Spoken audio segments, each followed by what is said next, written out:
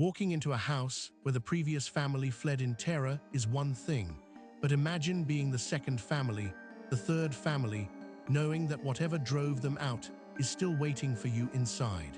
The farmhouse at 1677 Round Top Road in Harrisville, Rhode Island, became infamous after the Perron family's terrifying experiences there throughout the 1970s. Experiences that Ed and Lorraine Warren documented extensively, and that would eventually inspire the film The Conjuring. But when the Perrons finally escaped in 1980, exhausted and spiritually battered after years of escalating paranormal torment, the story that most people heard came to an end. The family left, the credits rolled, case closed, except it wasn't closed, not even remotely, because the Warrens knew something that the public didn't fully grasp at the time. The entity they had identified in that house, the presence Lorraine had sensed with such clarity it made her physically ill, the malevolent intelligence Ed had connected to centuries of dark history on that land, none of it had left. The Perrons were gone, but the haunting remained, patient and permanent, embedded in the structure itself, woven into the land, waiting without hurry or concern for the next family to arrive. And arrive they did. What the Warrens had documented during the Perron investigation wasn't just a family being haunted. It was a location with a spiritual infection so deep that it transcended any individual occupants. Lorraine had been clear about this from the beginning. The presence she encountered there, the entity she associated with the legend of Bathsheba Sherman and the dark history of death and suspected witchcraft that clung to the property's past, was not following the Perrons. It was rooted in the house, in the land beneath it, in the terrible events that had unfolded there across generations. When you understand haunting this way, not as something that happens to people, but as something that happens in places, the departure of one family becomes almost irrelevant. The house remains, the history remains, the presence remains. All that changes is the cast of victims. The Warrens understood this completely, and so they maintained their connection to the property even after the Perrons left, knowing that the story was far from over and that their documentation would need to continue as long as the haunting did. They were right. The families who moved into the farmhouse after 1980 walked into a situation they could not have fully prepared for. Some knew about the Perron case, others did not. But regardless of what they knew intellectually, none of them were ready for what they would experience firsthand. The phenomena began almost immediately for each new occupant, manifesting in ways that were disturbingly consistent with the Warren records from the Perron years. Footsteps echoed through empty rooms, pacing slowly and deliberately as if someone were inspecting the house, making their rounds, ensuring that the new arrivals understood they were not alone. Voices drifted through hallways with no identifiable source, sometimes whispers, sometimes louder, sometimes forming words that witnesses could almost but not quite make out. The basement, which the Warrens had identified as the focal point of the infestation during the Perron investigation, continued to radiate that same oppressive, suffocating energy that made people instinctively want to leave. Multiple post-Perron occupants reported the sensation of being watched while in the basement, the feeling of invisible eyes tracking their movements, assessing them, measuring them. It was not a vague unease. It was specific, focused, personal. And it was constant, but it was the apparitions that provided the most striking confirmation of the Warrens' assessment. Different families, living in the house years apart, reported seeing the same figure.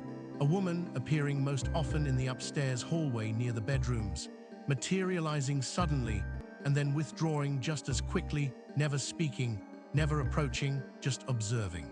The descriptions were remarkably consistent across witnesses who had no contact with each other. Witnesses who, in many cases, had deliberately avoided learning details of the Perron haunting because they wanted to form their own impressions without contamination. Yet their accounts matched.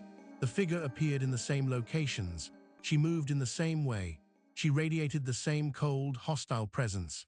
For the Warrens, this consistency across unconnected witnesses was among the most compelling evidence that the entity was real, persistent, and entirely independent of any particular family's psychology or imagination.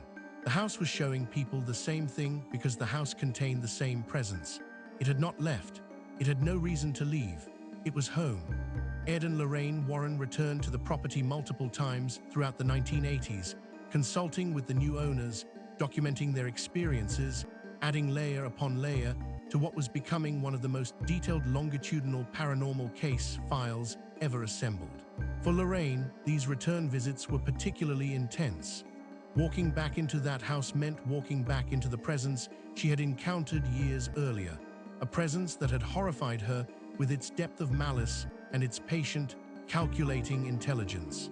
She could feel it immediately every time, that familiar weight in the air, that sense of being evaluated by something that viewed human beings with contempt and amusement. Nothing had changed. The entity was still there, still aware, still entirely in control of its territory. Ed used these visits to refine his understanding of the case and to update his documentation. He interviewed the new occupants carefully, comparing their accounts to the parent records, noting the consistencies and the variations, building a picture of how a persistent infestation manifests across time and across different human targets. The result was a case file unlike any other in the Warren archive, a documentation not of a single investigation with a beginning and an end, but of an ongoing encounter with a location whose spiritual condition remained fundamentally unchanged regardless of who held the deed.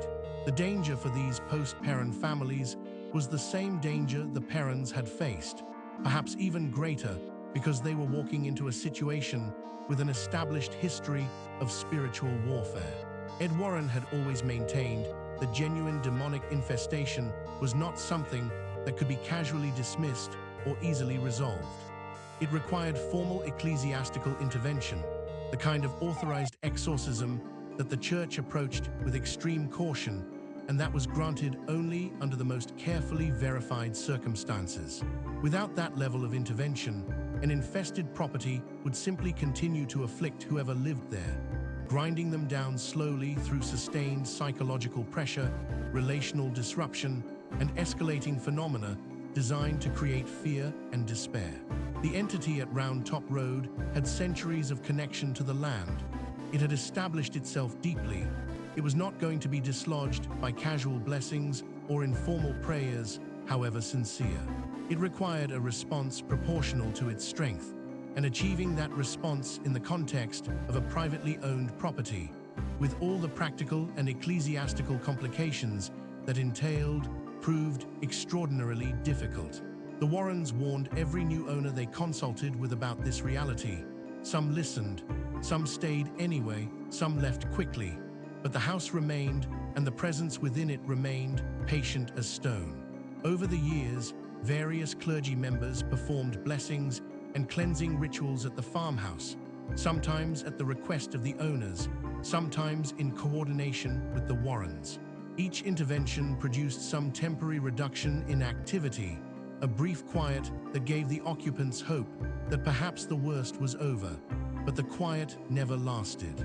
The phenomena always returned, sometimes within days, sometimes within weeks, resuming the patterns that had been documented for decades.